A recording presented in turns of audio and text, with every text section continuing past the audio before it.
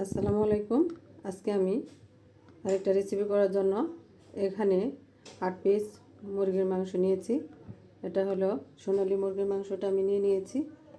এখানে প্রথমে আমি দিয়ে দিচ্ছি জিরার গুঁড়া,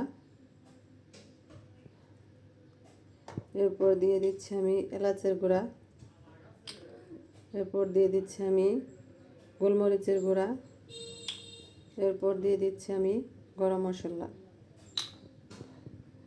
সেই সাথে আমি দিয়ে দিচ্ছি এখানে কিছু হলুদ গুঁড়া, এরপর দিয়ে দিচ্ছি আমি মরিচের গুঁড়া। যারা একটু ঝাল খেতে পছন্দ করেন বেশি, তারা একটু বেশি করে ঝাল দিয়ে নেবেন। আমি একটু ঝালটা পছন্দ করি, তাই একটু বেশি করে ঝাল দিয়ে দিয়েছি। আর দিয়ে দিচ্ছি ধনিয়ার গুঁড়া। এরপর এখানে দিয়ে দিচ্ছি আমি লবণ স্বাদ মতো, আর দিয়ে দিচ্ছি এখানে আমি টক দই। এরপরে দিয়ে দিচ্ছি আমি 1 টেবিল চামচের মতো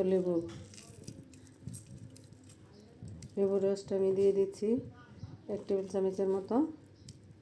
এটা এখন আমি খুব ভালো করে মাখিয়ে নেব। এগুলা দিয়ে মাখানোর পরে আমি এখন দিয়ে দিচ্ছি 1 চামচ আদা বাটা আর 1 চামচ রসুন বাটা। এর মধ্যে আমি দিয়ে দিচ্ছি, এটা এখন ভালো করে মাখিয়ে নিয়ে এর মধ্যে দিয়ে দিচ্ছি আমি 1 চামচ মেজারমেন্ট কাপের 1 কাপ বেসন। এরপর দিয়ে দিচ্ছি আমি একটা ডিম।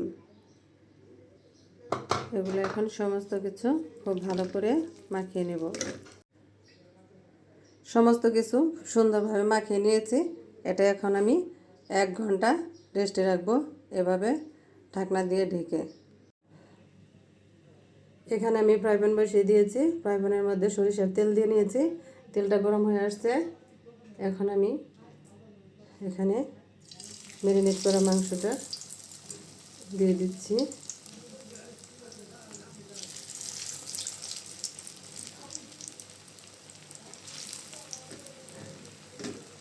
সরিষার তেল দেওয়ার কারণে তেলটা অনেক উপরে উঠে আসে, এভাবে বলক ওঠে। মাংসগুলো ভেজে নেওয়া হয়ে গেছে। আজকে খুবই সহজভাবে রেসিপিটা করেছি, একদমই অল্প সময়ের মধ্যে। যদি আপনাদের কাছে রেসিপিটা একটু ভালো লেগে থাকে তবে লাইক কমেন্ট শেয়ার করে দেবেন। আজকের মতো এখানেই বিদায়। আসসালামু আলাইকুম।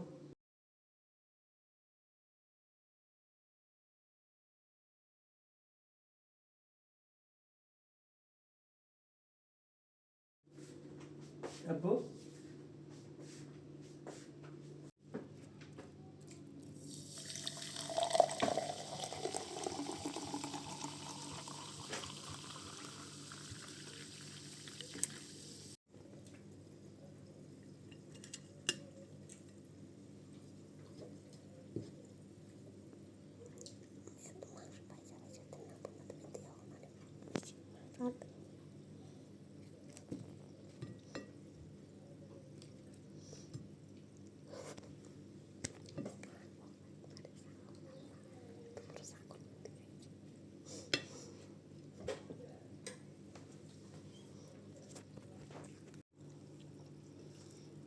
মনে